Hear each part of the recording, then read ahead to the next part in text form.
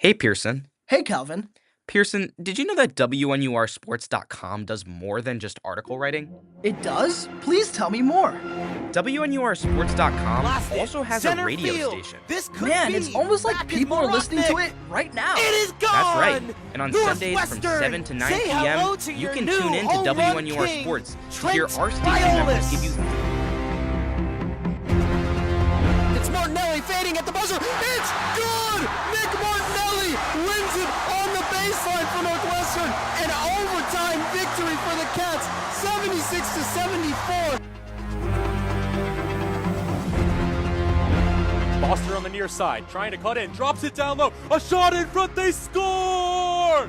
Sam Smith has given Northwestern the lead. This is SportsVoice.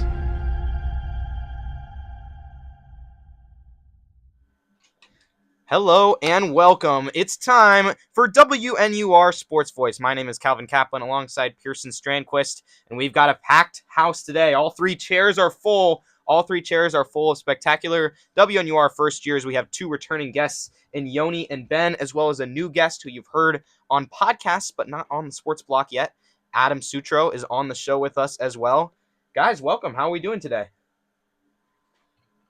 I'm doing pretty good. Still a little tired. It's a fun weekend. It's also a long weekend. That it is. Yeah. Well, I'm feeling pretty good. Just coming off watching my Columbus Crew prove for the umpteenth time that Ohio will always be black and gold. Awesome. Loving the fall colors in Evanston. Hyped to be on the show for the first time. And we got college basketball tomorrow, so there's not much more you can ask for.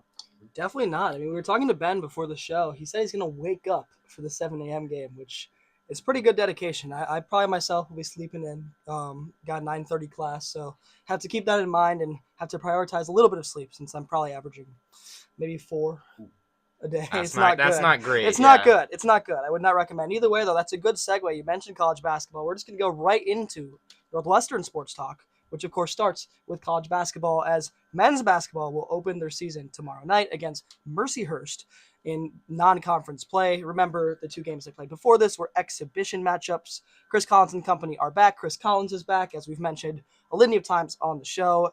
And, the two exhibition matchups, one went really well, and arguably the one that they lost went equally as well, in my opinion. I mean, they played Iowa State at Iowa State in Hilton Coliseum, Hilton Magic, all that, lost 80-72, but that's the 16th ranked team in the country. And I think that, both teams were playing full effort. Nick Martinelli played that whole game, as did he against Illinois State, when Northwestern dropped triple digits, 100-65 final score in that one. And Nick Martinelli posted 20+ in both games. I mean, played as if they were normal games, and this should be the norm going forward. We know that Nick Martinelli will average 20+ points a game. He should be in the running to once again lead the Big Ten in scoring average and potentially be in the running for Big Ten Player of the Year.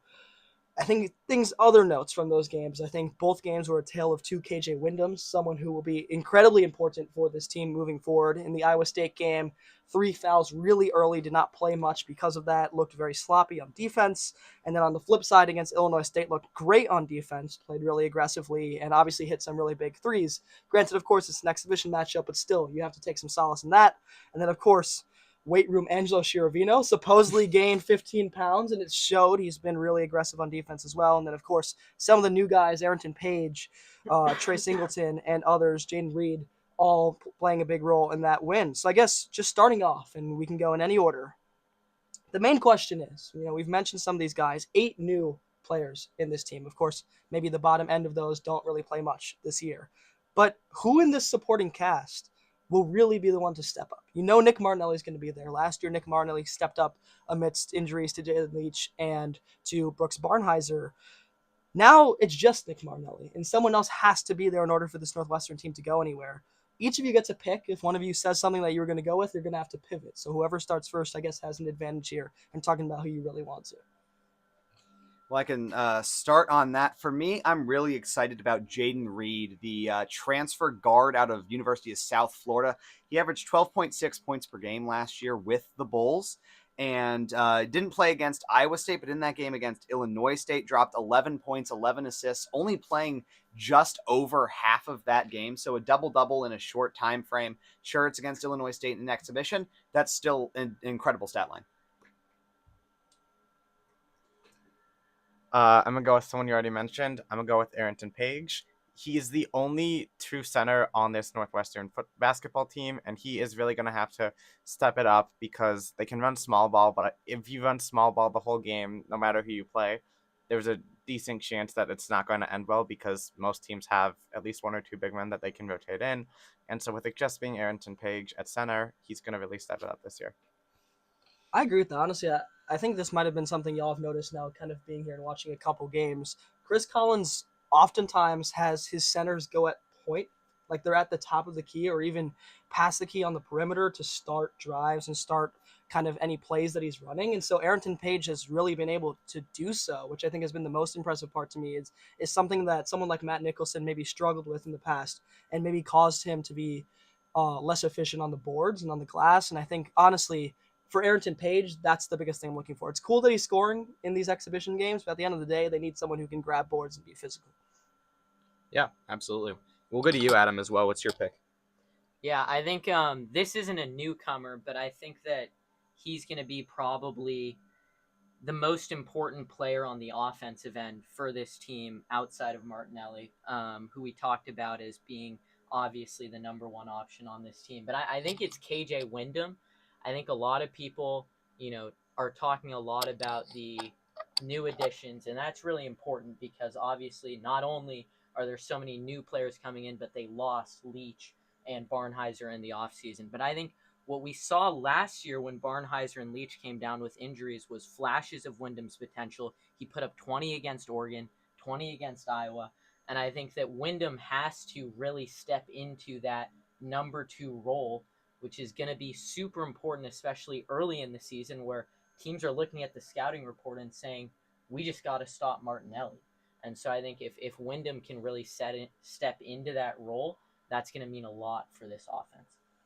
Yeah, absolutely. I mean, you could definitely make an argument for returners, and Wyndham's, one of the chiefs of those, because we saw in his offensive potential at his peak last season, it was really, really high level. I mean, you mentioned it, but it just like his ability to score the basketball, to knock down threes. We saw him knock down 4 threes in his most recent exhibition game. And he does really need to stay on the court because he's young, but has a lot of talent. Needs to be a cornerstone of this team because in future years, obviously there's going to be no more Nick Martinelli after this season, but KJ Wyndham is one of those guys who has been with the program and will be expected to be a leader very, very soon, whereas last year he was jumping in kind of with that old guard. We had still a lot of Northwestern's players, which were still from those NCAA tournament teams, now very few. Yeah, he's kind of that last part that had interaction with the Brooks Barnheisers, and I guess also not literally on the court, but also with Boo Buie coming back a bunch of times last year. I'm sure he picked his brain a little bit positionally. And yeah, I think you already know what I'm going to say about this, Calvin, but I'm a big KJ Wyndham guy. I thought he should have started at the start of last year's season. I was that high on him. Part of that was a little biased because he was my neighbor in my dorm last year. But I think I'm big on like characters and good characters, and I think that that's something that Collins has emphasized as well on his teams. And I think that both KJ and Angelo, who were roommates last year, are guys who have a lot of character and can have that grit and tenacity that you need in the Big Ten. And so, yeah. Good neighbor, bad neighbor? Good neighbor. Good neighbor. Those are the real hard-hitting questions. No, yeah. Honestly, I think that like the biggest thing that makes someone human, right, is when you hear the elder fire alarm and everyone's getting equally as pissed off about it. I think is kind of the connection that you kind of understand with that. And on that note about characters, Blake Smith, Jordan Clayton, Nick Martinelli. You might wonder why I'm mentioning the first two along with Nick Martinelli, and that's because all 3 of them have been named captains for this team. Obviously, Jordan Clayton, someone who has immense character, someone who basically waved his red shirt in order to help this team out last season, a season that many thought was already lost at that point, and he played a big role in allowing that team to get past the first round in the Big Ten tournament. Obviously, did not go farther than that, but I totally really like this pick for Jordan Clayton. He's a leader, and he has stepped up. I think maybe the bigger surprise is Blake Smith, someone who is a walk-on on this team, non-scholarship player, and yet he has really blossomed into someone who people look to, even if he's just on the bench. And so I guess my question there is, you kind of know what Nick Martinelli is. That's a known. But you don't really know what Jordan Clayton and Blake Smith are going to do in terms of impacting this team, considering how crowded kind of just or how deep this squad is. Besides being captains off the court, what do you think either of those guys' roles are, if any, on this team this season in terms of actually playing and throwing around the rock? What I'll say for like a guy like Blake Smith, who, on the court, probably we're not going to see him much. And I think the impact there is, obviously this isn't like a tangible on the court impact because he's not actually probably going to be playing that much. But from experience kind of on teams myself, I would say just like everything that happens off the court in terms of like the work he's putting in as a leader, I think that plays into people working harder and then coming onto the court and feeling like they're responsible for their spot that they have earned, and that there's the work is happening across the board, and I think that makes your position feel more valuable, and you kind of wear that with your chest a little bit more. Yeah, I can talk a little bit more about Blake Smith here. I grew up in Dayton, Ohio, big University of Dayton fan. There's a guy who played on that team, Brady Ewell. If he walk on to the team, his dad played for Dayton, his grandfather played for Dayton. Didn't see all that much time. Similar story with Blake Smith, but whenever he would, get into the game in these late, some would say trash time moments, everyone in UD Arena would go nuts. It would just kind of be like a moment that, everyone like starts paying attention again. Everyone it gets the crowd back into it, even if the game is kind of already over. And I think it'll be interesting when Blake Smith does make his first appearance this season. He didn't play in either of the exhibitions. I look forward to being in the arena when Blake Smith comes out onto the court. I think my thing's a lot similar to Adam's. It's not so much about what he does on the court, but really his experience is going to be super valuable. You mentioned Boo Booey coming back last year a lot to like pick people and having people pick his brain and just kind of ask questions, learn from him. I think that's the role that Blake Smith is going to play. He was on those two tournament teams, so he knows what it takes to get to that tournament, especially for the younger kids. A lot of first years, they just don't know what it takes right now to be there, because there's the old saying is like, you know what it takes, but you really won't know what it takes until you experience it yourself. And so if he experienced it, he's going to bring a lot of that experience to the team, and hopefully it'll have some positive impacts later in the season.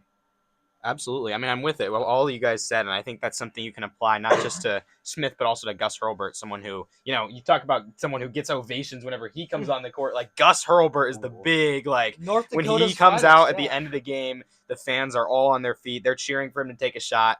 I don't think he's scored yet. I think he's taken a shot. I don't think he's scored yet in his career, but I will say Blake Smith, the player, can add some defensive ability to this team. Yeah, I agree. He got playing time last year. He got playing time 2 years ago, really a lot. Last year too, but I mean 2 years ago, especially when Ty Berry went down, this guy was playing 15, 20, 25 minutes. He played 22 minutes in the two NCAA tournament games combined, and he can really, really defend better than some of the guys on this team for sure. I think it's tough because I think I see, like, with this team this year having a lot more depth than teams of Chris Collins' past, I don't think Blake Smith has as much playing time as he's had the last couple of seasons, but, he still could see the floor. I mean, and there's situations late in the first half where we've seen like 1 minute left in the half and Collins just puts Blake Smith in for a minute to try to defend their top scorer, and he's able to do that very effectively. No, definitely. And I think also that it really depends on whether or not defensively, like, we know that, someone like KJ Wyndham hopefully is going to blossom into a great offensive player. I think defense is always the question there, and maybe it's the opposite for someone like Angelo Sciarvino,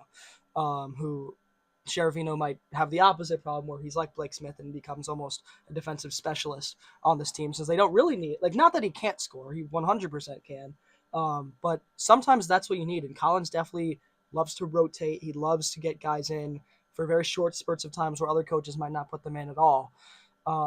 As Calvin checks the commander score. Yeah, right, we're not talking about that right now. We'll get that on National Sports Talk Yanni's definitely happy in the Seahawks gear here. But yeah, I think also similarly for Jordan Clayton, I think he actually has path to playing in this team. Simply because I think that Collins trusts him the most to bring the ball down the court, which is weird because he said that Jaden Reed and he said that Jake West were their primary ball handlers, and yet throughout those games, even when Jaden Reed was on the floor, sometimes it would be Jordan Clayton bringing the ball up anyway. So maybe that's something we see. I'm not 100% sure. Either way, though, both guys who will do a lot of great things. I think at this point, we'll move on to women's basketball in the sake of time. And, the main thing about this year, it's Joe McEwen's kind of sayonara, right? I mean, this is a guy who was a legendary coach, someone who was here long before our time, and his impact will be felt long after ours. And, you know, a lot of people were frustrated, I feel like, that he's getting a year to retire and that why didn't you just go find a new coach right now? I disagree with that. I think that he's earned, like, when you have someone of that pedigree, you earn being able to have your retirement year. He still does have an above, like he's Yeah. a bad last 3 seasons for sure record wise, but in terms of being above 500, I mean, above 500 in his career, did a lot here. Yeah, Developed some exactly. WNBA And I players. don't really think it will hamper their coaching search in the future. And I think, honestly, someone on his staff might be the person who steps up. But that's not what we're going to talk about today. We're going to talk about the team in general. In their exhibition matchup against Lewis this weekend, yesterday actually, they smacked them 82-49 on the backs of excellent defense. I mean, that might be the theme for this team. If they want to be in these games, they have to play great defense because, yes, Grace Sullivan, still true that she's among their top scorers. Obviously, it's just her now in the paint. You don't have the kind of, you don't have as much breathing room now with some like people leaving after last season. Of course, also Caroline Lau, as always, 9 assists in that one. Always the lead playmaker, led the Big Ten in assists last season. Those are knowns. Everything else really isn't. A lot of people were kind of questioning, okay, who is going to be the newcomer who has the most? We just talked about some newcomers in men's basketball. Who's the newcomer in women's basketball who will have the most impact? Obviously, you have Tate Leash, and I'm blanking here. Deja Turner. And Yeah. Sammy White, and of course, Sammy White, even though she from was on team. lacrosse last season. Yeah. But all three of them are players who very well could have equal amount of impact, even more impact. I think the question here is, do any of the first years on this team get playing time? Last year, we really didn't see that much playing time from first years, at least not the start of the season. So I guess who among the 3 newcomers do you think will be most important to this team? And I guess equally as much, do you think any first years crack that as well? I can start on that. And I was really impressed with how Deja Turner played in that game against Lewis. 8 rebounds total, 4 of which were offensive. That's a good number. And so, I think that, she definitely impressed.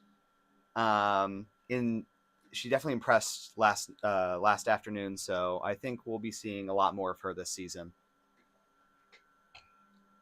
Yeah, I think I would go with Tate Lash.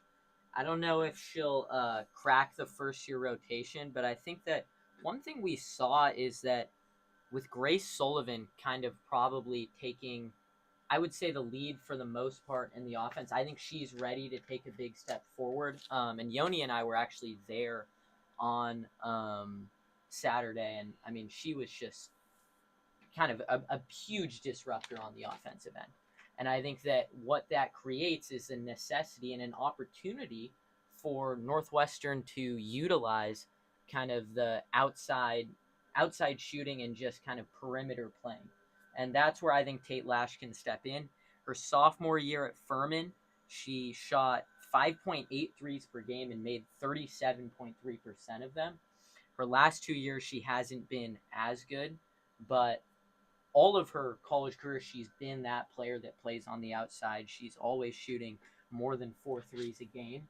And I think that, if she can shoot her best, she could have a huge impact with Sullivan creating space on the outside. I think, Adam, you took exactly what I was going to say. I noticed the exact same things about Tate Lash. She was doing a lot of playmaking, and especially in the third quarter, when the Cats really took the game and they went out and they were aggressive in the paint and they just kind of dominated all facets of the game. She was out there with Taylor Thomas and with Sullivan just kind of leading the charge. And so I think I'm go with your answer. You took all of my points but she will make the biggest impact of all the newbies. Yeah, I think that's fair. I think especially you mentioned Taylor Thomas, also someone who could take that next step and looked very good in that Lewis game, kind of as the second option to Grace Sullivan. I think the other thing here is last season you had to see a lot of, if Caroline Lau wasn't the one to play make, it'd be Casey Harder, and I don't think that's Casey Harder's game. You saw in this Lewis game only one assist, and that's because that's not you want Casey Harder to be your spot up shooter, the person who's really going to be a disruptor on both ends of the floor just with her quickness. You don't necessarily need her to be dishing those passes. And you saw a lot of turnovers last year as a result, not just because of Casey Harder, but I think that might have just been the culmination of that as she led the team in minutes. And I think that someone like Tate Lash could certainly alleviate some of the pressure on Caroline Lau, even if it's within a second unit, where just some of these other players can get involved and spread the love, I guess, on offense, where it's not just Caroline Lau. If she's not on the floor, then all of a sudden the offensive efficiency drops. Yeah, absolutely. Yeah, and I think this team, they have a lot of confidence in Tate Lash. She's a player that's really been talked up in preseason, talked up for her leadership, for her mentorship, for her ability to kind of play the point guard. And I think Joe McEwen, we saw almost entirely Caroline Lau at the point in the second half, but in the first half, it was really a split. And I think he's comfortable with either Lau or Lash playing point guard and the other playing shooting guard and them kind of rotating back and forth. I will also say, Deja Turner is someone who this coaching staff is really, really high on.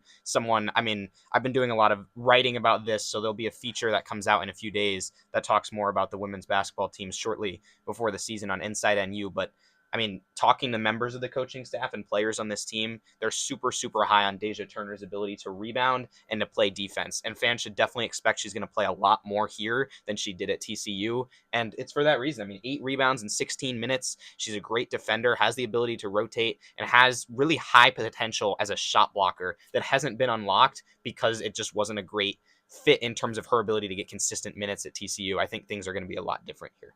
It's also important to know, unlike the newcomers on men's basketball, both Lash and Deja Turner are graduate transfers, right? They are not players who are coming in their first or second or third years and kind of trying to figure out their roles. They know who they are. They know what type of leaders they are. And that's why I think they transferred here and McEwen got them to come. And on that note, really quickly, this is a SportsVoice staple. We have not done it this year. So congrats, you guys are on the episode that we do so.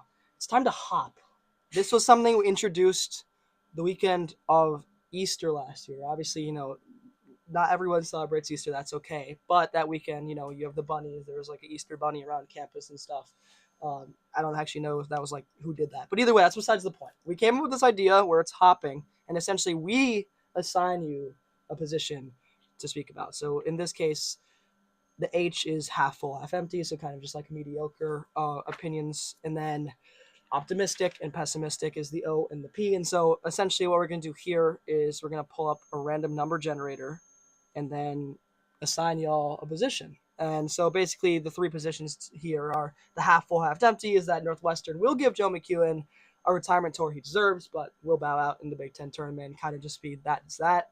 The optimistic prediction is that Northwestern pushes the needle, goes far in the Big Ten tournament, and potentially even brings themselves into the national conversation. Simply because they surprise in their chemistry or other things. And then the pessimistic view is that the 9-win mark from last year was too high, and this team will end up being worse than they were last year overall. And so I think we're just going to do 1, 2, 3 as Yoni 1, Ben 2, and Adam 3. So we'll just go 1 to 3, and we'll just kind of go in order. So for the half full, half empty, it's going to be Ben. For the optimistic, it's going to be Yoni, which means that, unfortunately, Adam, you have to be a pessimist today. But, of course, that doesn't necessarily have to be a real opinion. So, either way, I guess we could start with Yoni and then go down the line. All right.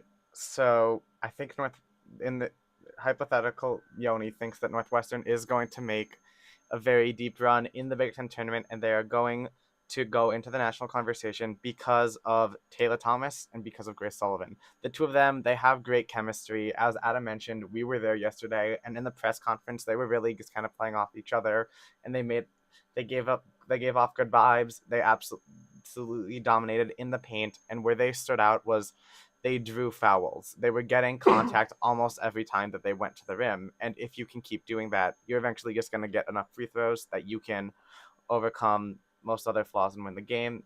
And that's kind of how I think they're going to run the 3-point shooting wasn't as good yesterday, but McCune in the press conference, he said they've been working on that in practice and that they'll start falling soon. And so I think that they will, and the threes will start falling. And once those come together, this team really has a complete unit. It's funny you mentioned threes there really quickly. My first WNUR basketball call was away at Loyola with women's basketball. And, afterwards, it was me and Raghav Khosla. We interviewed Coach after the win, and they were abysmal at shooting threes in this game. I think they shot 1 for 20 or something like that. It was really bad. And when we interviewed him, he was like, yeah, we're in the Windy City. And to be honest, the wind might have just blown them away. And so, he's a very funny guy. And I assume in that press conference, he maybe had a bit of humor as well. Their 3% was pretty similar yesterday. It was not a good look. Yeah, I think 3 for 18, which is just certainly they had some shooters. I think someone like Claire Keswick is someone that they are bringing off the bench more because they expect her to shoot better than she did in that game, and it'll probably balance out back to even. But obviously 2 for 7 isn't the worst thing in the world, but certainly she has that ability to potentially elevate the team. All right, Ben, half full, half empty. Well, this hypothetical Ben here is under the impression that this is a Northwestern squad that will avoid being in the bottom 3 of the Big Ten, so they'll qualify to the Big Ten tournament coming up in March. And I think the main reason for that is, Northwestern's losing a lot of their top scorers, but people like Grace Sullivan are definitely going to, they're going to pick up the slack. They're going to get that scoring. Casey Harder is going to be a good second scorer. Keswick is going to get the threes, going to get that 3-point percentage up. And ultimately, I'm looking at the non-conference schedule for the Cats. It's not that difficult. I'm not seeing too many crazy games other than potentially Kansas. I'm not sure how good DePaul is. I don't really follow Big East, but and obviously it'll be a little tougher once we get in to Big Ten play. But ultimately, I think it's just kind of hard to finish in the bottom 3 of an 18-team league. So, I think the Cats will be playing some postseason this year. Hard, but not impossible. And Adam will tell us. Adam will tell us why it's possible. It's definitely possible. 9 wins last year. That meant 18 losses. Okay, 11 of those they lost by more than 10 points.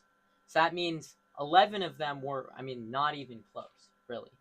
The other 7, there were maybe 4 or 5 of those were within 5 points, which you can kind of say, a few plays go different, they flip the other way. But I think that when you look at how many games they lost by so many, we're looking at a big margin to really kind of start winning more games because a lot of these games aren't even in contention. On top of that, Northwestern had 4 scorers last year over 10 points. 3 of them are gone. And so that's a lot of points we got to make up for. And then if you go to number 5, who scored 8.6 last year, Kyla Jones, she graduated as well. So, I love Grace Sullivan, but where are the points going to come from? And how are we going to, we're not looking at the need for small changes. We need a big change, even to just get a few more wins, because a lot of those games weren't even in contention last year. Yeah, as someone who covered the women's basketball team a lot last season, especially with WNUR, it definitely got quite frustrating at times. I think I especially points like the Oregon and Washington games during winter break where it was kind of close at halftime, but then by the end it was 30-point games. I remember, I forget specifically who, but a player in Washington, I think she dropped 40 on her birthday or something like El that. Ladine, the El Ladine game. El that was one of Ladine. the biggest games of the Big Ten in the whole season in women's basketball. Yeah, and it was because Northwestern is a first-half team, and they have to avoid that. And I agree with Adam that, even though we made them be pessimistic, it honestly isn't that out of the question until we know what this team is going to do. And I guess we will find that out collectively. I will say, though, before we go to pick them, El Ladine looked like prime Steph times prime Caitlin Clark in that game. No, it was the nuts. funny thing though, Absolutely the funny thing nuts. about that is you would think that after that, like, there's a lot of people there, but because this game was like, this was like the New Year's package, so it was like the 29th of December and then the 31st of December. So literally the entire press conference for both teams was just Raghav and I. And so like for both teams, Washington comes down, they're just like, we're just flip-flopping questions. And it was just funny to me because it's just like Washington sent no one, and it was just Raghav and I asking for the Washington players, the Washington coach, and then of course McEwen, and then I believe it was probably like Mel Daly or Kaylee Walsh or something like that. But yeah, I think with that it's time to move to Pick'em. We're a little bit over time, but that's why draft day was always questionable. It always is questionable. Yeah. Whenever. That's why we never reveal the topic, because eventually if we kept doing that, then we'd run out of topics by wasting them. Yeah, we've had the same draft topic in mind for like 5 weeks. Yeah, although we got the Halloween one done last week, but that was also maybe a good circumstance. Either way, it's time for Pick'em, so let's intro.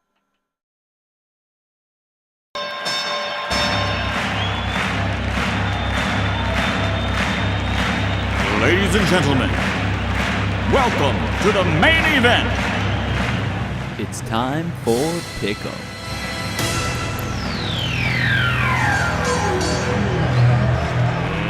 Let's get ready to rumble!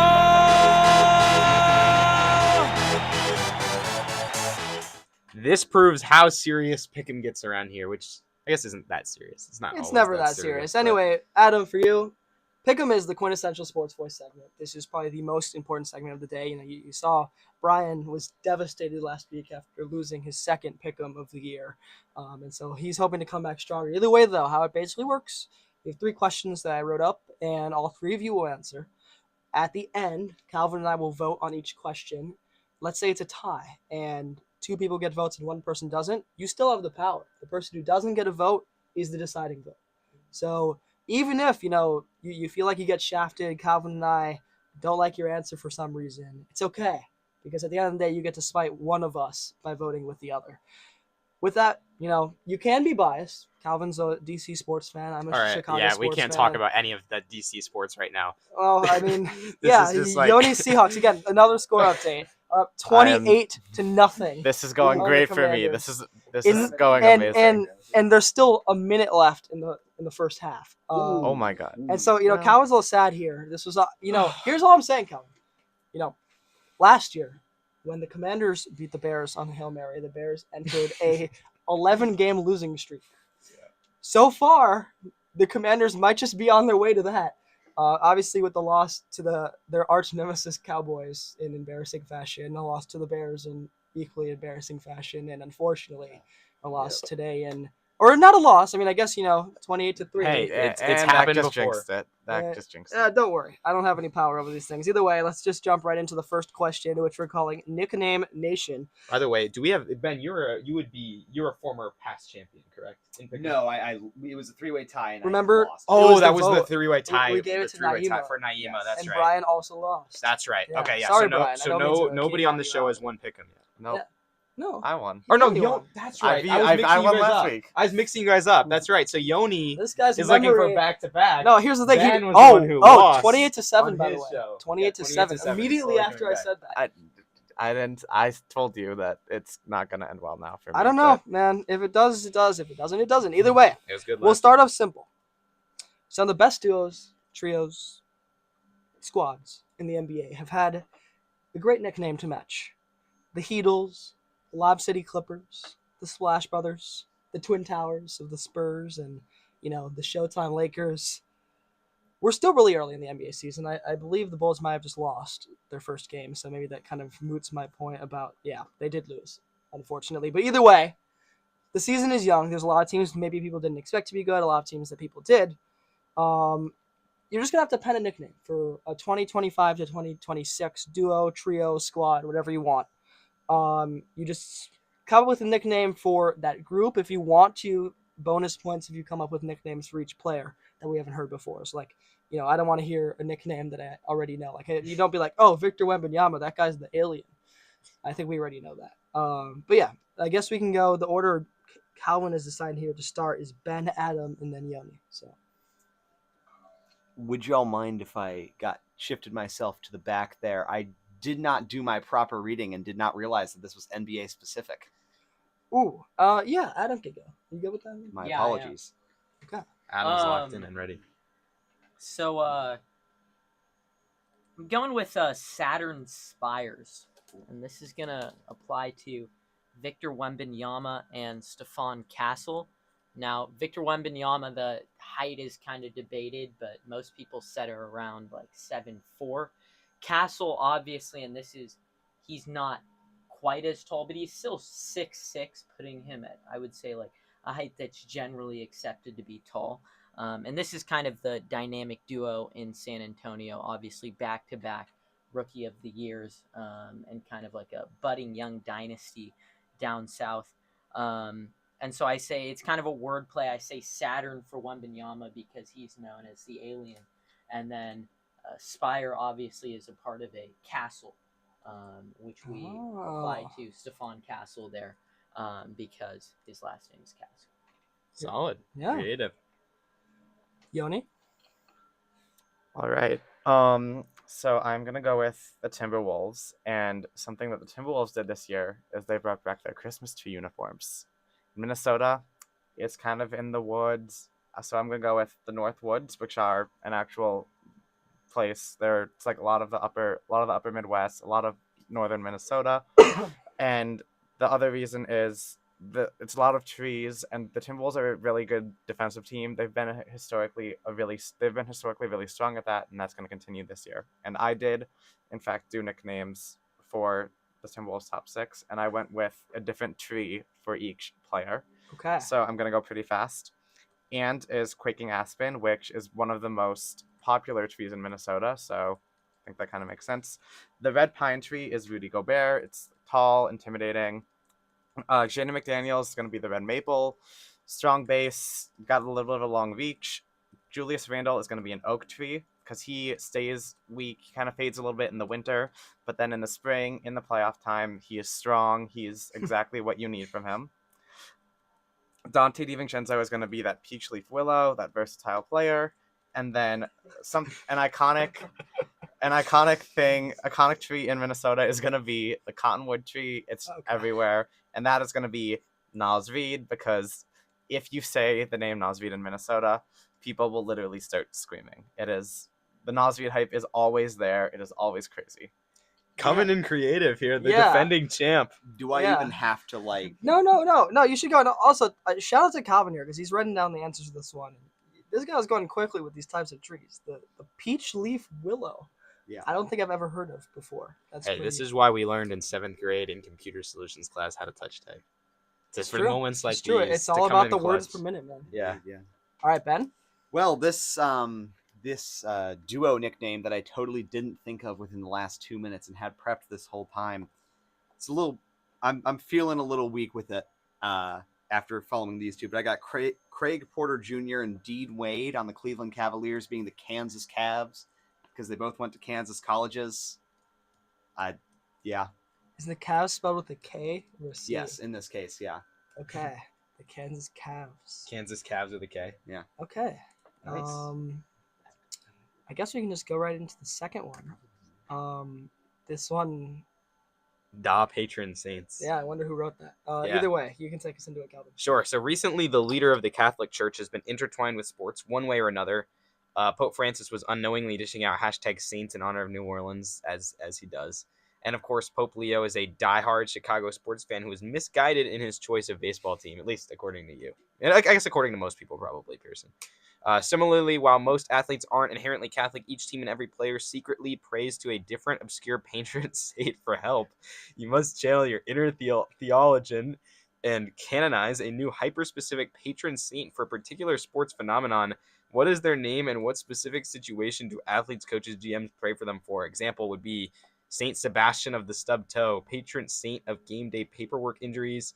What's with those right finger contusions, or anything like, this is one of the more, Pierson always brings, I think, the next level of creativity to these questions, but I don't know. What was going on in your head when you wrote this? This is just like a pull. I was kind of I was struggling to think of a second one, and I was like, I don't know. I saw a clip recently of Pope Leo being like, "Oh, the Cubs lost." I'm like, "Dang, man!" But then low key, I was thinking that might be a good idea. So I thought about it, and I was like, there's always this kind of idea of like the sports gods, and so why not have sports saints? Especially since, I mean, you'll do remember when Pope Francis was doing that, right? On Twitter, he was okay. So basically, like, yeah, fair enough. He was trying to post about like normal like religious stuff, but instead he used like the Saints like hashtag that they have for like the NFL season. So every time he would post, they would have the Saints logo, and so eventually the Saints just rolled with that. And then one time, just like we're like, okay, Pope Francis is a Saints fan, although clearly it has not helped them this season. Unfortunately, rest in peace to Pope Francis. Yeah, they're beyond, the Saints are beyond help. Maybe that's the cause. Either way, I think we can go to reverse order this time. So Ben to Yoni and then to Adam. So this one I actually had brought in with me. Thought about this before the show.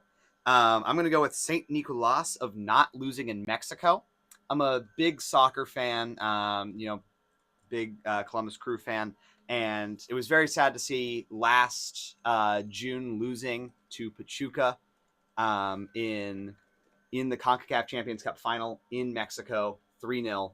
And this year it was Vancouver losing to Cruz Azul. And it has not historically gone well for MLS teams playing Liga MX competition in the final in Mexico, except for one notable time when the Seattle Sounders, just playing to him in case he's the tiebreaker here,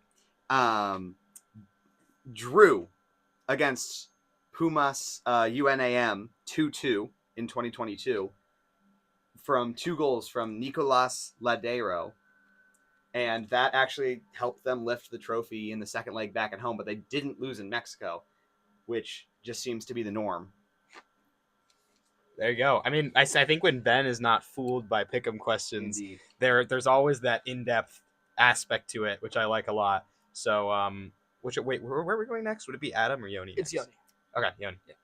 Ben, I hate to break it to you, but my dad's from Vancouver, and that is why I'm a Seahawks fan. So bringing up the loss in Mexico is a little painful. Darn it. But mine is going to be patron saints Justin and Kike of the Lucky Bounces, and that is in response to the baseball getting stuck in the wall during Game 6, and that being ruled the ground level, and that being an extremely, extremely lucky bounce for the ball to just get stuck there. And I think that in the future, other teams will be praying for bounces as lucky as that in situations where they need those bounces to win championships. Probability of that is so low. That was actually nuts to watch. Yeah, I guess also maybe IKF maybe should have ran a little bit faster. I don't know. It cuts deep. Either way, though, Adam.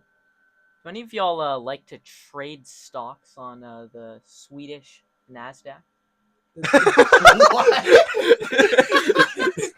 This is going on the Instagram. Okay, the Swedish NASDAQ. Okay, I am interested here because I am Swedish. So where are you going with this, Adam? So if you did, you might have heard of a company called Skanska, which is a multinational construction and development company headquartered in Stockholm. Now, Skanska, does a lot of projects in the United States as a general contractor, and one of those most notable projects was MetLife Stadium. Now, just to review, a contractor, performs a lot of the construction jobs involved in developing, say a stadium. So that's like the installment of, everything that the architect has outlined for the stadium. And so my kind of patron saint for this pick'em is the great Philia of MetLife. Now, if you're not familiar with Norse mythology, a Philia is kind of a Norse spirit or god that one might pray to if you kind of are with the Norse mythological faith. And so considering Skanska kind of being founded in Sweden and still being headquartered there, and thinking about MetLife's horrible injury history, which we might have seen play out again today with the possible ACL tear of Mikael Williams, who, is the defensive end for the 49ers, one of the only surviving defensive end Nick Bosa, another defensive end for the 49ers, injured his ACL at MetLife back in the day, as have many others. And so I think people should pray to the great Philia of MetLife to avoid injury when coming to play at that stadium. Wow. This is gonna be a tough one to decide. Wow, the Swedish NASDAQ is not something I ever thought would ever get brought up on the show. So thank you so much for that, Adam. And with that, I think we can go into the last pick-up question, which I've named Daryl Hall and John Goetz. That's an insane pun. For what? I mean, I guess it's not that insane, but like I it appreciate is pretty that. good. I appreciate that comment. The Hall of Fame is for legends. Recently in baseball, there's been the Hall of Pretty Good. It's a phenomenon in which the beloved, the solid, they're not quite immortal, but the guys who you really like, you make the Hall of Pretty Good. We're not doing the Hall of Pretty Good though. You're creating a new wing, the Hall of Very Specific. What incredibly niche category are you inaugurating, and who is your first ballot inductee? For me, what I thought of was the Hall of Oh No. And in that sense, I thought of Denzel Valentine shooting from half court for no reason. Went down 4, and Adam rightly said, oh no. And, of course, also as a Chicago sports fan, oh no, when Al Michaels said so against Cody Parkey when he hit the double doink. Something I don't really like to think about, but ends up getting brought up too often on the show. Which is partially just because I'm probably coping as a Bears fan. Although a good win today. Either way, though, we can start with Yoni and then just go down to Ben and then finish with Adam. So mine is going to be the Hall of the Unluckiest, Improbable, Longish Term Injuries. And this is going to go, and a shout out to Obscure Ballers from a few weeks ago, and this is going to go to Vince Coleman, the player who got eaten by the tarp in the 1985 MLB postseason when he was on the Cardinals. That was the one year that MLB used automatic tarps, and he was warming up for the game when out of nowhere the tarp started rolling out and it hit him, and then he broke his leg and was out for the remainder of the season. And so that is going to be my first pick in the Hall of Unluckiest, Improbable, Long-ish Term Injuries. There's a lot to choose from, as we saw in Obscure Ballers that week. I mean, but that's got to be one of the best for sure. Yeah. I saw Cody Parkey, and my mind immediately went to a young man by the name of Colin Riccitelli. And I'm not sure any of you guys know who that is. He was a kicker for Rice through the pandemic. And in a now famous moment from overtime in 2020 between the 1-4 Middle Tennessee State Blue Raiders and the 0-0 Rice Owls, because 2020 was weird, he solidified himself as a unanimous first ballot Hall of Doinks inductee when his overtime game-winning attempt quadruple doinked. Oh my goodness. And went out before Rice ended up losing that game. If you pull up the clip, he hit it off of an upright and then the crossbar and then the other upright and then back off the crossbar before it landed harmlessly in the end zone with 0 points. I don't know. I haven't seen this. I haven't either. You would think that, I've watched the compilations of Cody Parkey plenty to prove to people how bad he was. I've never heard of Colin Riccitelli. Riccitelli. I'm not. Wow. There's not exactly. Okay, I will have to watch this clip later. But okay, Adam, finish this off. You can find Riccitelli on LinkedIn now. He's an investor from Mainsail Partners. Okay.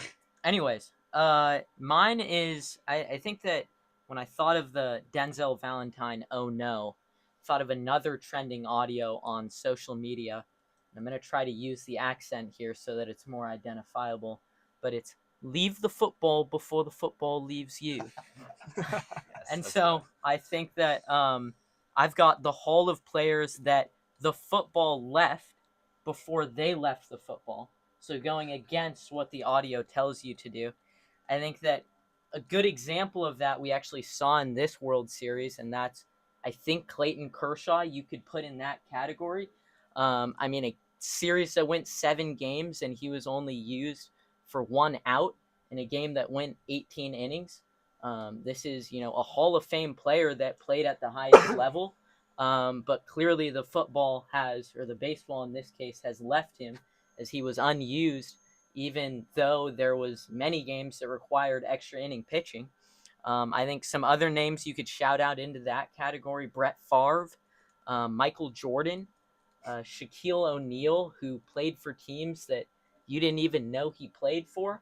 And I think that people that we should look for heading into that category is Ronaldo, maybe Messi, both of them, if they continue to play too long, kind of dipping way below what their GOAT level play was in its prime. Okay, yeah, a lot of applicable names there, and I think let's just vote really quickly. And I think we're just gonna end with like a very quick take on national sports, since we have to get there. And Yes, we did we start have late. to. We did start late. So with that being said, the first question was Nickname Nation, which is essentially coming up with names for a squad or a duo or a trio in the NBA, in the current NBA.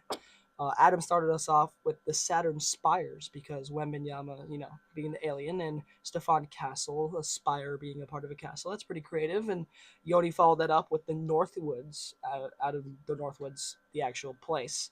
And he came up with different tree types for each player or I guess the big 6 of the Timberwolves. Anthony Edwards as Quaking Aspen, Rudy Gobert as Red Pine, Jaden McDaniels as Red Maple, Julius Randle as an Oak Tree. Probably the least. You just gave Julius Randle the most you're such a really all these guys have such niche trees. Just gets Oak. Unfortunate. Either way though, Dante DiVincenzo, a Peach Leaf Willow, and then Nasreed with the Cottonwood Tree. And of course Ben with his well prepared pick'em with Craig Porter Jr. and D Wade, but not the D Wade you're thinking of, as the Kansas Cows with a K, because they both went to Kansas colleges. I'll let you vote first on this one, as the Seahawks are up 31-7. Yeah, see, I could really easily be very biased here because the Seahawks are up 31-7 at the half. I don't want to look at that sweatshirt because Sam Darnold is 16 for 16 for 282 yards and 4 touchdowns. And I can already tell that Marshawn Lattimore got cooked, and I don't even have to watch the game. Didn't even watch the second of the game, and I already know what happened. But I'm still going to vote for Yoni. I mean, it was the best answer, in my opinion, for this one. I think all 3 answers were really, really good, especially, obviously Ben pivoting on the fly. I like the creativity with the kind of the punny or like the alliteration type that Adam had going on with the Wemby Castle combination and with the I guess the pun part of it as well.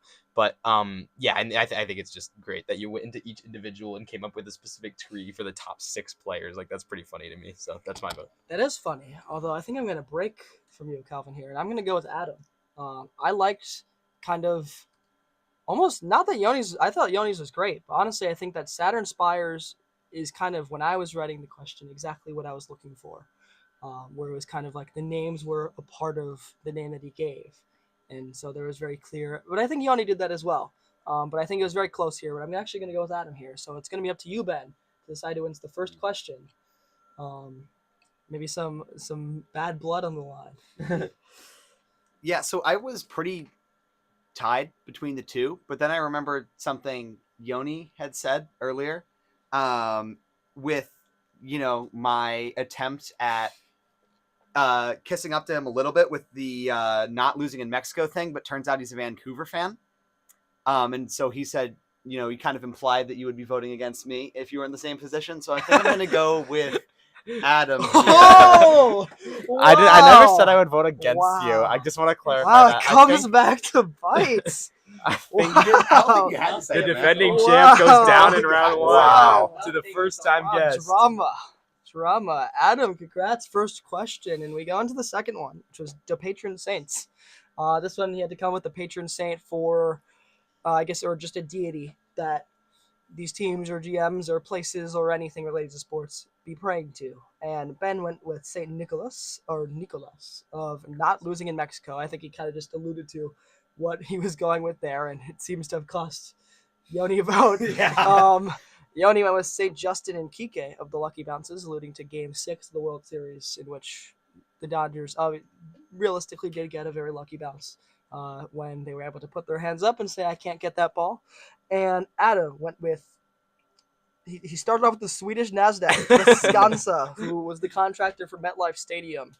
And the great Delia, right? Delia, yeah, of MetLife Stadium, a Norse spirit, who maybe could have prevented some injuries for the 49ers. Although at this point, I think Kyle Shanahan's team might just be covered with injuries regardless. Either way, I'll start up voting here.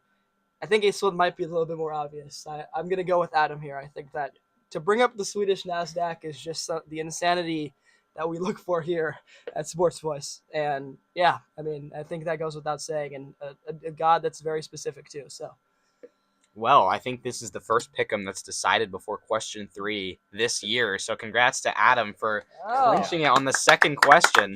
We'll still go through the third to see if he can pick up the sweep, which also has not happened this year. But yeah, that's just nuts. Like, that's also really creative and well done. I think MetLife Stadium is known for having inflicted demons and horrors upon so many, and it really does fit perfectly, the comparison. But I mean, we'll go into the third question and then get to our brief World Series reactions, of course. This one I think had great answers all around, as did the others, but especially this one. Daryl Hall and John Goetz. You had to name the Hall of very specific, incredibly niche categories. Ben talked about the Hall of Doinks, Colin Richitelli's the Rice Kicker's game-winning attempt, which is a quadruple doink, and ended up going out, dropping in the end zone. I hadn't seen it, but it sounds crazy. I'm definitely going to look it up after this show. Adam has the Hall of Players that the football left before they left football, or baseball in Clayton Kershaw's case. Brett Favre, MJ, Shaq, Ronaldo, and Messi maybe in the future. I added Marshawn Lattimore to the list just on my own. And then Yoni said the Hall of Unluckiest, Improbable, Longest-Term-ish Injuries, referencing the obscure ballers mentioned. Vince Coleman, broken leg. He was eaten by the tarp in the 1985 MLB postseason. They didn't have automatic tarps much longer after that. And All so right. It's your vote, Kevin.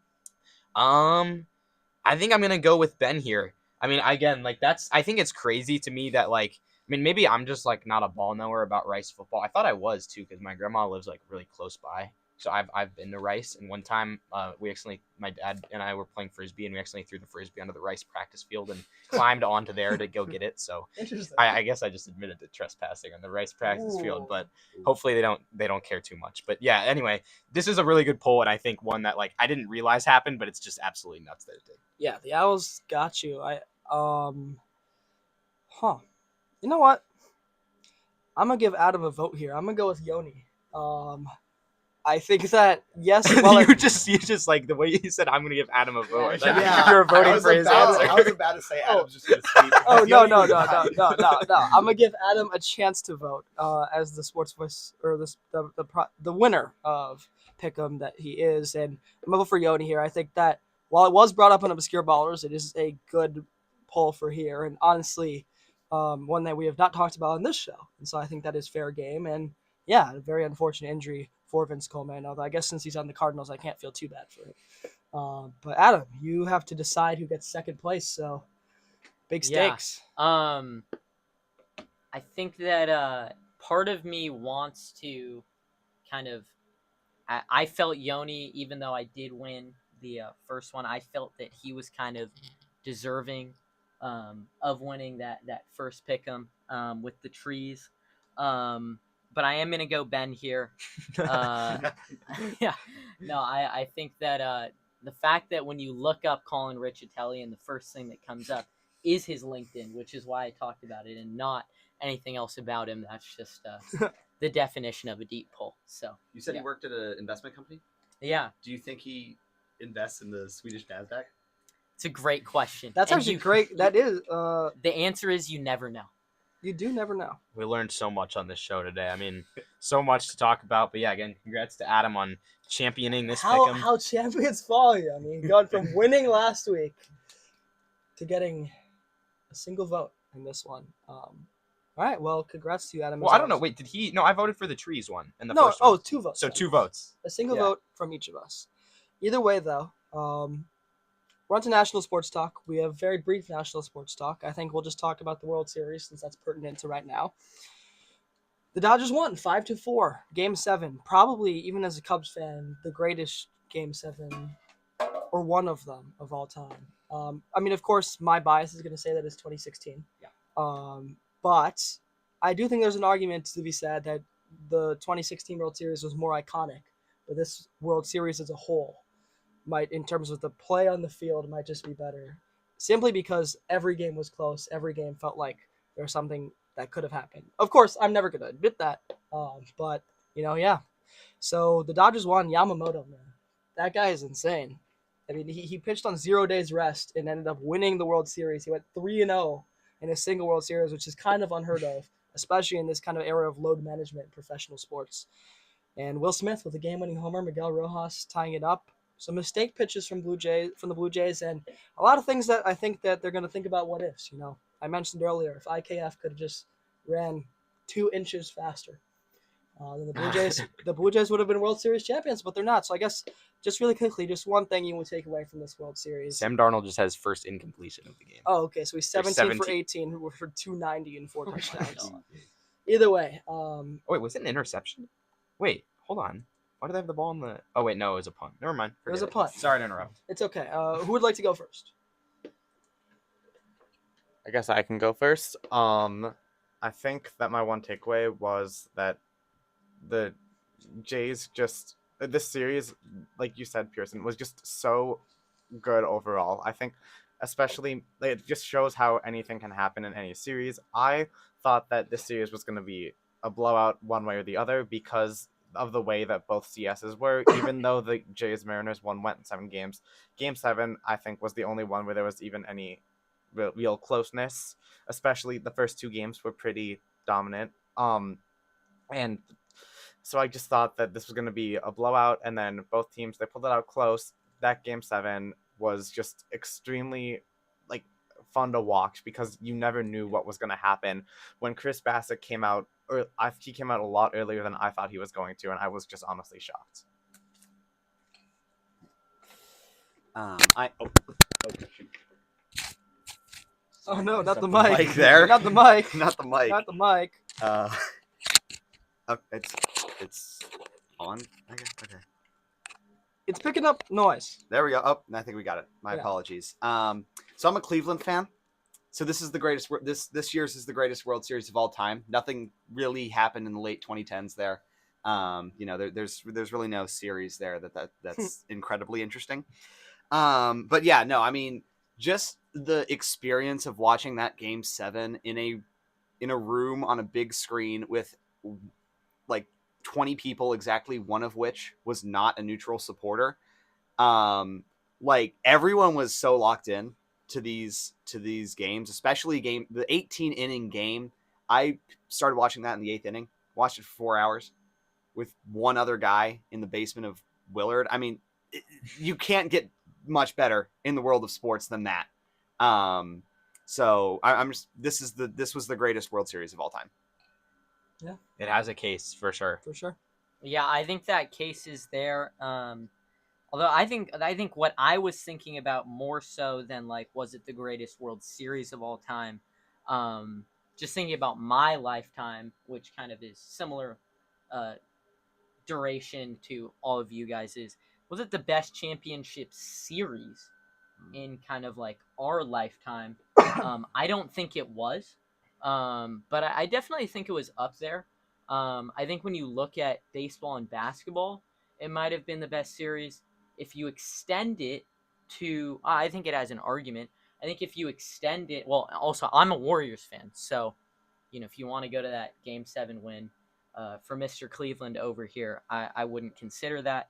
But I think if you extend it to kind of just one game championships, I would point to a lot. I mean, you can go 28-3. You can go Argentina, France World Cup. But I definitely think that at least recently, it just kind of stood out as especially as someone who's not the biggest baseball fan. Super enjoyable. For sure, yeah. I mean, nothing beats Chelsea winning the Club World Cup this year, obviously. Yeah, it's obviously the greatest fun. I'm just kidding. Adam, I'm going to say one thing. I think you're forgetting about the greatest sport of all time, hockey, and the 2024 Stanley Cup, where the Panthers were up 3-0. The Oilers won the next 3 and then lost in Game 7, and that was it. I would, if you were going to talk about hockey, I would have to say maybe 2 goals in 17 seconds might be up there as well. That was also might be up great. there That as wasn't well. for the champ. That wasn't for. I mean, it was the final game. It wasn't Game 7. It was It wasn't a Game Game 7. 7. It was a Game 7. It wasn't. And it was one of the greatest hockey games and definitely the greatest moment in hockey. The series recently. as a whole maybe wasn't, but that certainly was that moment. That was Brian Bickle, that was and Dave Bolin. Yeah. I mean, as a Blackhawks fan for sure. I think that what I took away from this is just the Dodgers are really good. I don't know what the rest of the league is going to do. If I'm a player, Salary cap. No, but like if I'm a player, why would you play for anyone else? Honestly, like you think about free agency. Oh, the Mets might send you a bunch of money, but at the end of the day, if I was a player and I was at that caliber, I'd play for the Dodgers because that's most likely to get a ring. Calvin, you want to send off the show?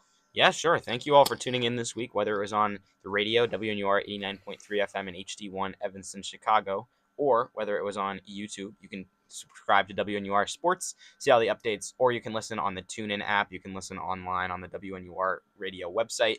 Thanks to Ben, Yoni, and Adam for coming on. Adam, the Pick'em champion. Still haven't had a repeat Pick'em champion this year, but we will see now. I guess Adam and Yoni both have the opportunity to make that happen. Ben still seeking that first victory, but has gotten close, gotten some consideration heavily in both contests, and I guess technically tied in Pick'em the first time. It was just broken by that hot take segment. But yeah, thank you all for tuning in. For Pierson Strandquist, this has been Calvin Kaplan. Whether you're watching or listening, saying so long and stay safe, and we hope you have a great week. We'll see you back here same time next Sunday.